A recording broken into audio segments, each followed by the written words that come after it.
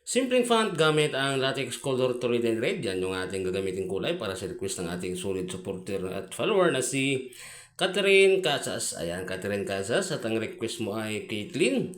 Andito na request mo. Sana magkita mo ito. Sana panood mo at magustuhan mo. Tuloy may share mo na rin po para mas maraming makapanood na ating ginagawang video. Tulad ng request mo. At sa mga gusto mag-request, comment lamang kayo sa baba at sa cover natin magawa lahat yan. At sa mga nag-request naman po, ipaghintay lamang at pag-iabangan dito sa ating lettering series at malay po ninyo. Sa inyo na yung ating susunod na gawin. At hindi po posible na magawa natin yan tulad itong kay Catherine, ginagawa na natin sa kanya. Na-request na ay Caitlin. Ayan, Lord, sana magustuhan mo ito. At yung gamit natin na kulay dyan sa kanyang request na pangalan ay latex color to red and red. Yan yung ating napili sa white background dahil po maganda tingnan ang latex color red sa white background. At pagkatapos, naglagay tayo ng kanyang shadow shading na latex color pink. Yan yung napili naman natin. Dahil as usual po, babae yung ating ginagawang pangalan. Kaya